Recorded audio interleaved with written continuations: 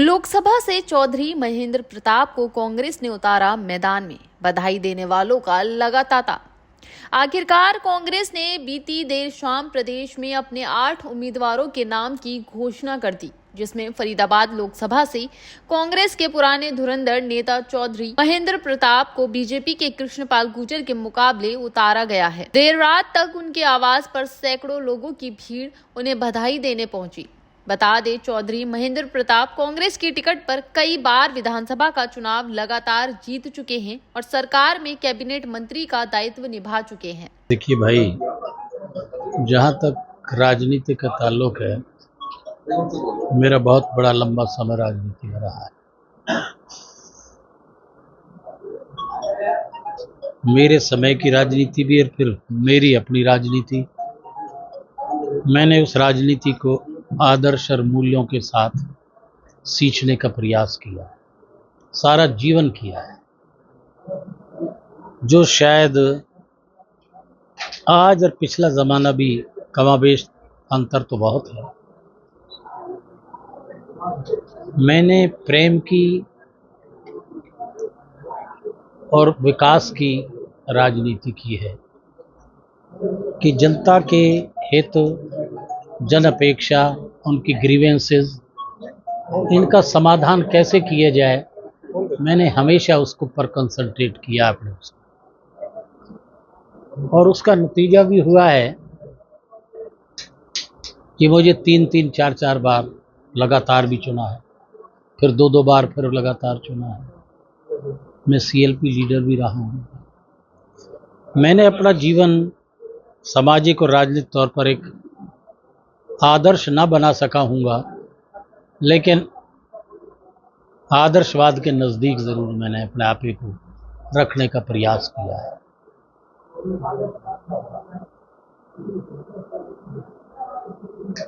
पिछले दिनों मैंने विजय प्रताप को अपनी ड्यूटी सौंप दी थी। क्यों सौंपी? इसलिए कि आज के हालात और पिछले हालात, आज की राजनीति और पहली राजनीति में बहुत अंतर आ गया। मैं अपने सिद्धांतों का थोड़ा हार्डकोर भी हूँ,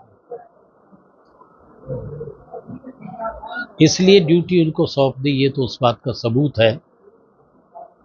लेकिन राजनीति में मैं फिर भी उसके गाइड करने के लिए भी, उसको सही मदद देने के लिए तो बैठा रहा हूँ।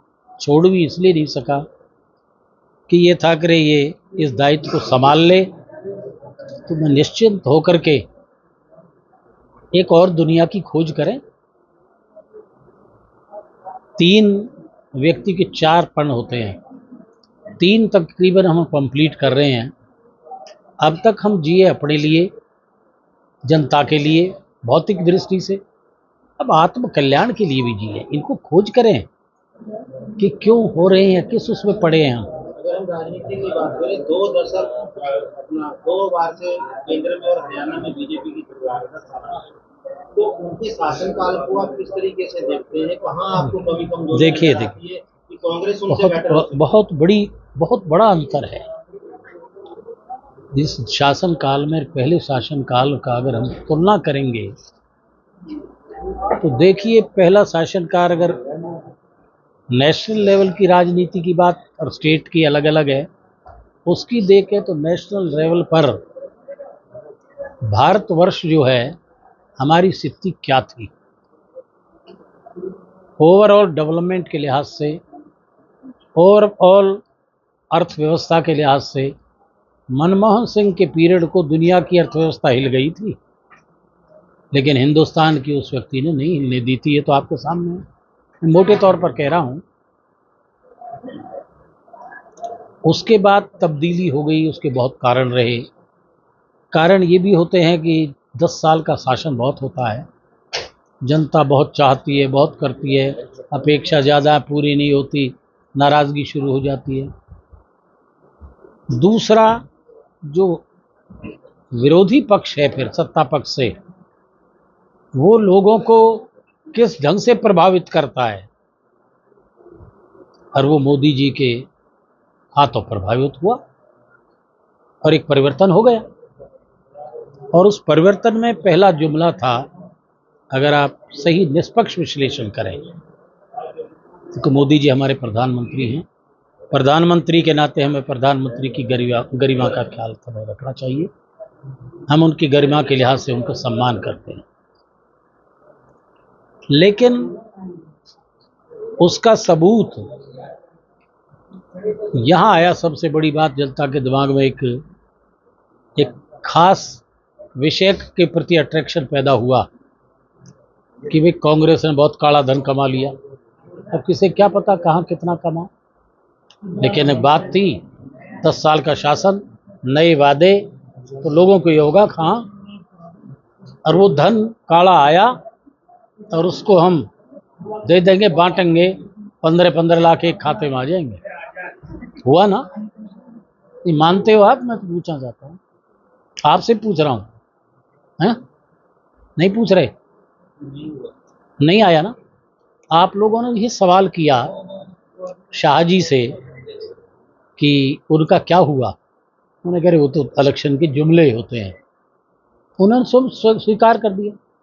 तो पहला जुमला पहली सरकार का, दूसरी सरकार का दूसरा जुमला आ गया, जो आज साबित होगा। मैं तो उसके विषय में क्या कहूँ, फरीदाबाद का क्या जुमला रहा होगा? बताऊंगा उसे भी। पहले तो वो रह गया ना, पुलवामा का जुमला रह गया था ना, जो आज उन्हीं के तो गवर्नर है सतपाल मलिक, उसने सारा कह दिया। दूसरा जुमला वो चल गया, सारे देश में एक वातावरण पैदा हो गया। मैं मिसफिट होकर के किनारे कर रहा था। मेरे पास 6-6, 7-7 डिपार्टमेंट भी रहे हैं। अब ये समझ लो इतने डिपार्टमेंट रहे हैं। आज का सिस्टम आप देख ही रहे हो, पहले भी थोड़े, पहले ज़्यादा, कम था, अब ज़्यादा होगा। तो भैया मैं ऑन ओथ कह सकता हूँ, मेरे लिए रिश्वत तो बहुत दूर की चीज़ है, मैंने भेंट भी नहीं ली जीवन में। भेंट तो एक ऐसा रास्ता है, जाए पर्दे के पीछे भेंट ले लो, नहीं कि नहीं, अब तुम्हारे बच्चों का काम है। इलेक्शन में कहीं ने दे दिया, खर्च कर लिया, अलग चीज़ है। यानी मैं ऑन ओथ कह रहा हूँ, मैंने भेंट भी फिर स्वीकार नहीं। तो इसलिए इतना अंतर है आज के उसमें। फरीदाबाद के लिए क्या कुछ मुद्दे रहेंगे कि क्या आप लोग? फरीदाबाद के मुद्दे पे आ जाओ नज़दीक से।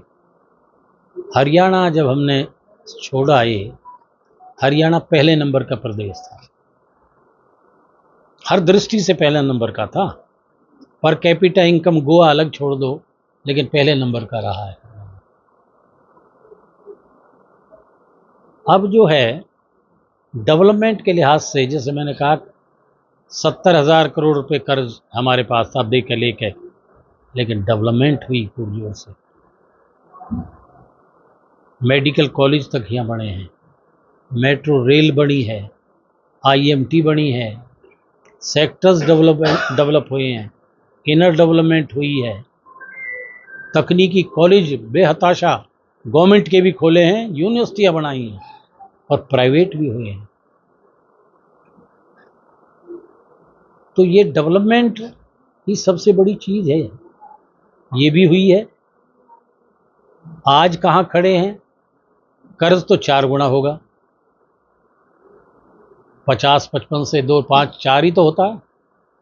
करप्शन 10 गुना हो गया। करप्शन के रेट आप ही देख लो, मैं तो ना कह रहा रेट कितना है, तहसीलों के देख लो और दूसरे भी करप्शन के रेट देख लो। ID और पाईडी से तो लोग परेशान है, ये सिस्टम जो क्या कुछ हो रहा है। तो आपके मुद्दे करप्शन के नहीं, सुन लो, ज़मीनों पे प्लॉटों के कब्जे हो रहे हैं, हिस्सेदारी ज़मीनों में जबरन हो रही हैं।